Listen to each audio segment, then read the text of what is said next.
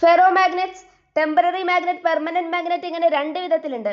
External field remove ചെയ്യുമ്പോൾ internal magnetisation return ചെയ്യാൻ സാധിക്കാത്ത ഫെറോ മാഗ്നറ്റ്സിനെ ടെമ്പററി മാഗ്നറ്റ് എന്നും, എന്നാൽ എക്സ്റ്റേണൽ മാഗ്നറ്റിക് ഫീൽഡ് റിമൂവ് ചെയ്തതിന് ശേഷവും മാഗ്നറ്റൈസേഷൻ റിട്ടേൺ ചെയ്യുന്ന ഫെറോ മാഗ്നറ്റ്സിനെ പെർമനന്റ് മാഗ്നറ്റ് എന്നും വിളിക്കുന്നു. ആയതിനാൽ ഇവിടെ റിട്ടൻറ്റിവിറ്റി കുറവും ഇവിടെ റിട്ടൻറ്റിവിറ്റി കൂടുതലുമായിരിക്കും. ഇത്തരത്തിൽ റിട്ടൻറ്റിവിറ്റി കുറഞ്ഞ ഫെറോ മാഗ്നറ്റ്സിനെ സോഫ്റ്റ് ഫെറോ മാഗ്നറ്റ് എന്നും റിട്ടൻറ്റിവിറ്റി കൂടിയ ഫെറോ മാഗ്നറ്റ്സിനെ ഹാർഡ് ഫെറോ മാഗ്നറ്റ് എന്നും വിളിക്കുന്നു. സ്റ്റീൽ ഹാർഡ് ഫെറോ മാഗ്നറ്റിന് ഒരു എക്സാമ്പിൾ ആണ്. സോഫ്റ്റ് അയൺ സോഫ്റ്റ് ഫെറോ മാഗ്നറ്റിന് എക്സാമ്പിൾ ആണ്.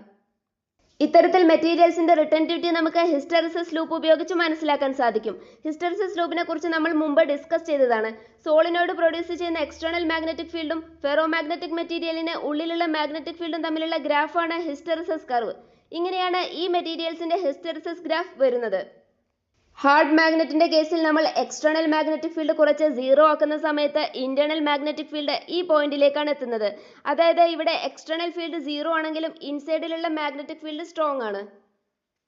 ഈ ലെങ്ത് സൂചിപ്പിക്കുന്നത് റിട്ടൻറ്റിവിറ്റിയെയാണ്. അതായത് ഹാർഡ് മാഗ്നറ്റിന്റെ റിട്ടൻറ്റിവിറ്റി വളരെ കൂടുതലാണ്. എന്നാൽ ഇവിടെ എക്സ്റ്റേണൽ ഫീൽഡ് കുറച്ച് സീറോ ആക്കുന്ന സാഹചര്യത്തിൽ ഇന്റേണൽ ഫീൽഡ് ഓൾമോസ്റ്റ് സീറോയിലേക്ക് എത്തുന്നു. അതായത് റിട്ടൻറ്റിവിറ്റി വളരെ കുറവാണ്. ഈ പോയിന്റിൽ മെറ്റീരിയലിന് ഉള്ളിലുള്ള മാഗ്നറ്റിക് ഫീൽഡ് സീറോ ആയിരിക്കും. എക്സ്റ്റേണൽ ഫീൽഡിന്റെ ഡയറക്ഷൻ റിവേഴ്സ് ചെയ്യുക വഴിയാണ് ഇത്തരത്തിൽ മെറ്റീരിയലിന്റെ ഇന്റേണൽ ഫീൽഡ് നമുക്ക് സീറോ ആക്കാൻ സാധിക്കുന്നത്. ഇത്തരത്തിൽ ഫെറോ മാഗ്നറ്റിക് സബ്സ്റ്റൻസിനെ ഡീമാഗ്നറ്റൈസ് ചെയ്യാൻ ഓപ്പോസിറ്റ് ഡയറക്ഷനിൽ അപ്ലൈ ചെയ്യേണ്ട എക്സ്റ്റേണൽ ഫീൽഡിന്റെ എമൗണ്ടിനെയാണ് കോയേഴ്സിവിറ്റി എന്ന് വിളിക്കുന്നത്. ഹാർഡ് മാഗ്നറ്റിന് കോയേഴ്സിവിറ്റി വളരെ കൂടുതലാണ്. ആയതിനാൽ ഇവയെ പെർമനന്റ് മാഗ്നറ്റായി ഉപയോഗിക്കാൻ സാധിക്കുന്നു. എന്നാൽ ടെമ്പററി മാഗ്നറ്റിന്റെ കോയേഴ്സിവിറ്റി വളരെ കുറവാണ്.